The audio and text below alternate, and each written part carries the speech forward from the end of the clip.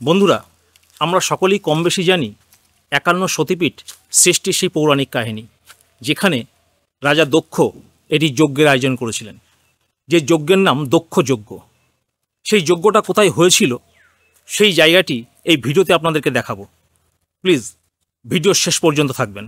কৃষ্টি বাংলায় আগত সকল বন্ধুদের জানাই স্বাগত। আজ আমি আপনাদেরকে বর্ধমানের যে ৪টি সতীপীঠ রয়েছে তার মধ্যে অন্যতম বহুলা সতীপীঠে আজ নিয়ে যাব। তবে হ্যাঁ, আপনারা বহুলা সতীপীঠ বলে যে পীঠটিকে জানেন, আমি সেখানে যাব না। আমি যাব প্রকৃত সতীপীঠে, যেটি ঈশানী নদীর তীরে অবস্থিত। আজ আমার জার্নিটা ব্যান্ডেল স্টেশন থেকে শুরু করছি। সকাল ৮টা ১০ কাটোয়া লোকাল। ডিসপ্লে বোর্ডে ৮টা ১৪। ৮টা ১৫ নাগাদ ট্রেনটি ছাড়ল। চললাম বহুলা সতীপীঠ। আপনারা কাটোয়া আসার জন্য ডিরেক্ট হাওড়া থেকে ট্রেন পেয়ে যাবেন। শিয়ালদা মেন লাইন থেকে আসতে হলে আপনাকে নৈহাটি নেমে নৈহাটি ব্যান্ডেল লোকাল ধরে ব্যান্ডেলে আসতে হবে এবং ব্যান্ডেল থেকে কাটোয়া লোকাল ধরতে হবে। শিয়ালদা থেকে ডিরেক্ট কাটোয়া লোকাল নেই বললেই চলে, তবে এক্সপ্রেস গাড়ি অনেক রয়েছে। বর্ধমান থেকে ডিরেক্ট কাটোয়া আসার বেশ কিছু লোকাল গাড়ি রয়েছে। ট্রেনটি একটু লেট করেই কাটোয়া স্টেশনে পৌঁছলো। এখন বাজে সকাল 10টা 40 আর আমি পৌঁছালাম কাটোয়া স্টেশন। আপনারা দেখতেই পাচ্ছেন আমার পেছনে গাড়িটি রয়েছে। কাটোয়া স্টেশনটি বেশ বড় এবং অনেকগুলো প্ল্যাটফর্ম রয়েছে। কাটোয়া স্টেশনটা পরিষ্কার পরিচ্ছন্ন। আমি বেরোচ্ছি 7 নম্বর প্ল্যাটফর্মের দিক দিয়ে। চলুন। কাটোয়া স্টেশনের 7 নম্বর প্ল্যাটফর্মের এই সিঁড়ি দিয়ে নেমে বাঁ দিকে টার্ন নেবেন। সামনে সোজা 15 সেকেন্ড হাঁটলেই বাস রুট। এখান থেকে কেতুগ্রামের দূরত্ব 18 কিলোমিটার। উঠে পড়লাম বাসে। প্রাকৃতিক পরিবেশ দেখতে দেখতে পৌঁছে গেলাম কেতুগ্রাম। সময় নিল 30 মিনিটের মতো। ভাড়া নিল 15 টাকা। বন্ধুরা, আমি কাটোয়া থেকে এই দিক দিয়ে এসেছি। রাস্তাটি সোজা বেরিয়ে গেছে আর মেন রাস্তা থেকে বাঁ দিকে এই রাস্তাটি ঢুকে গেছে। এই রাস্তাটি গেছে বহুলা সতীপীঠ, যেটা মরাঘাট বলে পরিচিত। টোটো রিক্সায় চললাম মরাঘাট। ভাড়া চাইল 30 টাকা। গ্রামের পথ ধরে যাওয়ার সময় প্রথমেই আপনার বাঁ হাতে পড়বে এই মন্দিরটি। ৫১ সতীপীঠের এক সতীপীঠ বহুলা দেবীর মন্দির। তবে বন্ধুরা, এটি কিন্তু বহুলা সতীপীঠ নয়। এটা বহুলা সতীপীঠের বিকল্প হিসাবে প্রতিষ্ঠা করা হয়েছে বহু বছর আগে। এখানে মা বহুলা নিত্য পূজিত হন। আছে ভোগের ব্যবস্থা। বহুলা সতীপীঠে আসলে এই মন্দিরটি অবশ্যই দর্শন করবেন এবং পুজোও দেবেন। কিন্তু কেন বহুলা সতীপীঠের বিকল্প হিসেবে এটি প্রতিষ্ঠা করা হয়েছে, এই ভিডিওতে আমি আপনাদেরকে সেটাই বলার চেষ্টা করব। এখান থেকে 1 কিলোমিটার দূরে গ্রামের পথ ধরে আমি চললাম মরাঘাট বা প্রকৃত বহুলা সতীপীঠের দিকে।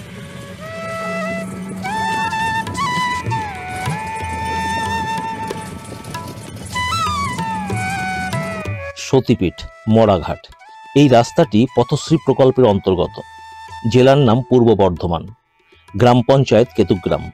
আপনারা দেখতে পাচ্ছেন রাস্তাটি তৈরি শুরু হয়েছিল 18/7/2024-এ। আমাকে ঠিক এখানে নামিয়ে দেওয়া হলো। সামনে ঈশানী নদী। নদীর উপর একটি কাঠের ব্রিজ, যদিও এই ব্রিজটি আগে এখানে ছিল না। ব্রিজের ওপারে ওই ঝোপের মধ্যে অবস্থিত মা বহুলা সতীপীঠ। কাঠের সেতুটি পেরিয়ে আমি ডান দিকে টার্ন নিয়ে বাঁ দিকে ঢুকলাম। এটি কোনো রাস্তা নয়, জঙ্গলের মধ্যে দিয়ে হাঁটা পথের নিশান। পৌঁছালাম বহুলা সতীপীঠে। কাঠের সেতুটি পেরিয়ে আপনি যদি বাঁ দিকে টার্ন নেন, তাহলে ডান দিকে পড়বে মন্দিরে ঢোকার এই পথটি।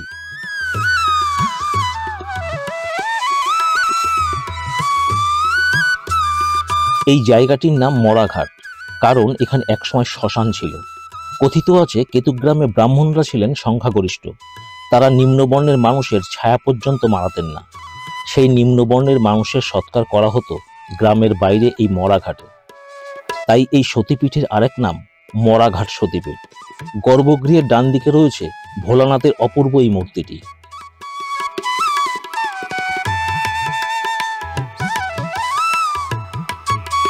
বন্ধুরা, এটাই হলো বর্ধমানের কেতুগ্রামের মা বহুলা সতীপীঠ। এখানে মা সতীর বাম বাহু পড়েছিল এবং এই জায়গাটার পূর্বের নাম ছিল বেহুলা। পরবর্তীকালে রাজা চন্দ্রকেতুর নাম অনুসারে এই জায়গাটার নাম হয় কেতুগ্রাম। এখানে পীঠ ভৈরব হলেন ভীরু।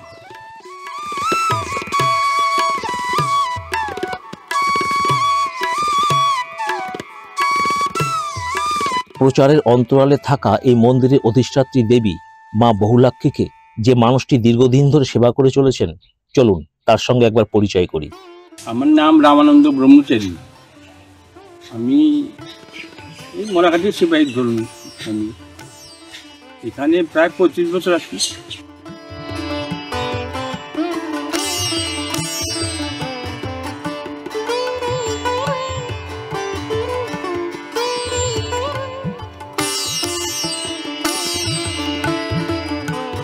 এই মন্দিরে মা বহুলা বা বহুলাক্ষী দেবী মা দশভুজা রূপে পূজিত হন এবং মা বহুলার মূর্তিটি সহ কার্তিক ও গণেশের মূর্তিটি রাজা চন্দ্রকেতু নিজে প্রতিষ্ঠা করেছিলেন। আদি বহুলা দেবী দশভুজার রূপে পূজিত হন। পীঠ ভৈরব ভীরুকের দিকে মুখ করে বসে রয়েছে নন্দী। নন্দীর ঠিক পেছনের জায়গাটি হচ্ছে পঞ্চমুণ্ডির আসন। জায়গাটি জঙ্গলাকীর্ণ হয়ে রয়েছে।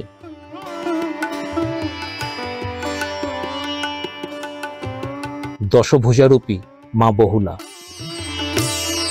দশভুজা মা বহুলাক্ষীর পাশেই রয়েছে পীঠ ভৈরব ভীরুক।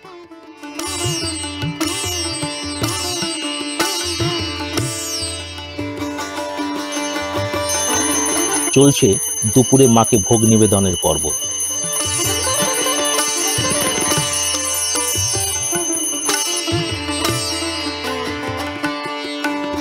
কেতুগ্রামের বাইরে জনমানবহীন এই জায়গায়, জঙ্গলের ভেতর এই মন্দিরটি। মাকে ভোগ খাওয়ানো শেষ। এরপর আমরা অনেকেই দুপুরে এই প্রসাদ পরম তৃপ্তির সঙ্গে গ্রহণ করলাম।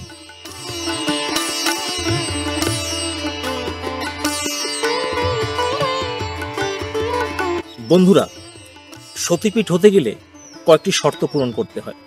যেমন, যে জায়গাটিকে সতীপীঠ বলে স্বীকার করা হয় সেখানে সতীর একটি অঙ্গ পতিত হতে হবে, সেখানে একটি শ্মশান থাকতে হবে এবং অবশ্যই একটি উত্তরবাহিনী নদী থাকতে হবে। সেই হিসাব করলে এই সতীপীঠটি অর্থাৎ বেহুলা সতীপীঠ সমস্ত শর্তগুলো পূরণ করে। এখানে রয়েছে শ্মশান, যদিও শ্মশানটি এখন বন্ধ।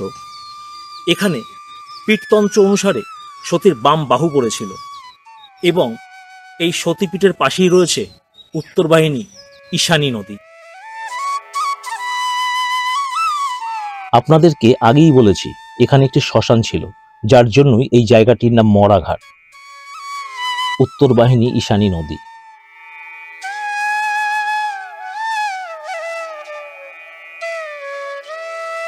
আমরা বর্ধমানের কেতুগ্রামের বহুলা সতীপীঠ বলে যে স্থানটিকে আমরা চিনি, জানি বা দেখতে আসি, সেটা কিন্তু অ্যাকচুয়াল সতীপীঠ নয়। প্রকৃত সতীপীঠটা হচ্ছে এইটা, যেখানে আমি রয়েছি। এইটাই প্রকৃত বহুলা সতীপীঠ। নিম্নবর্ণের মানুষের যেখানে সৎকার হতো, যাদের ছায়া পর্যন্ত উচ্চবর্ণের ব্রাহ্মণরা মারাতেন না, তাদের পক্ষে এই জায়গায় নিয়মিত পুজো অর্চনা করা ছিল অসম্ভব ব্যাপার। তাছাড়া রয়েছে অন্য আরেকটি কারণ।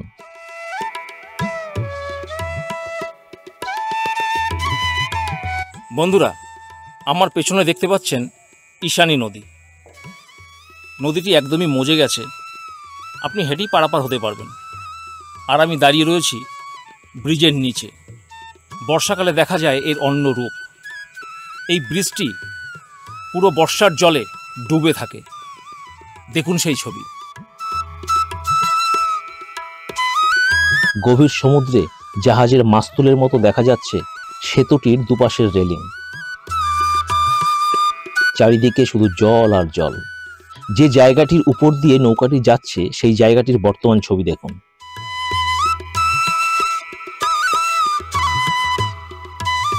মন্দির প্রাঙ্গণটিও জলের নিচে অবস্থান করছে। বিশেষ করে এই বর্ষার সময় মন্দিরে ভক্তদের আসা এবং মাকে নিয়মিত পুজো করা ছিল একটি দুঃসহ কাজ। সেই কারণেই অনেকে মনে করেন এই মন্দিরের একটি বিকল্প মন্দির এই গ্রামের মাঝেই নির্মাণ করা হয়েছে, যেটিকেই আমরা বেহুলা সতীপীঠ বলে মনে করি। ঈশ্বর সতীপীঠ বলতে গেলে এই আগে যে শোনা যায় যে এইখানেই সতীপীঠ, এই দুর্গম বিলে তখনকার দিনে ওদের স্থাপন করেছিল। এইখানে তখন ওই জলের সময়, জল বন্যার সময় ঢুকতে পারে না লোকে, আর বিশাল দুর্গম ছিল, ভয়ে ঢুকতে পারত না, তার জন্য ওদের স্থাপন করেছিল। বন্ধুরা, এই সেই জায়গা যেখানে রাজা দক্ষ এক যজ্ঞের আয়োজন করেছিলেন, যে যজ্ঞে তিনি সকল দেবদেবীকে নেমন্তন্ন করেছিলেন, কিন্তু করেননি শিবকে। শিবের আপত্তি সত্ত্বেও সতী এই যজ্ঞে উপস্থিত হয়েছিলেন। তাকে সহ্য করতে হয়েছিল অসম্মান, শুনতে হয়েছিল গঞ্জনা। তিনি সহ্য করতে না পেরে এই যজ্ঞকুণ্ডেই নিজেকে আত্মাহুতি দিয়েছিলেন। এই জায়গাটি হরিদ্বার থেকে 3 কিলোমিটার দূরে কঙ্খলে অবস্থিত দক্ষেশ্বর মহাদেব মন্দির। হরিদ্বারে গেলে এই জায়গাটি দেখতে ভুলবেন না। বন্ধুরা, ভিডিওটি ভালো লাগলে অবশ্যই লাইক কমেন্ট করবেন এবং চ্যানেলটি সাবস্ক্রাইব করে পাশে থাকবেন। সম্ভব হলে ভিডিওটি বন্ধু বান্ধবদের মধ্যে অবশ্যই শেয়ার করবেন। দেখা হচ্ছে পরবর্তী এক নতুন ভিডিওতে। ভালো থাকবেন। ধন্যবাদ।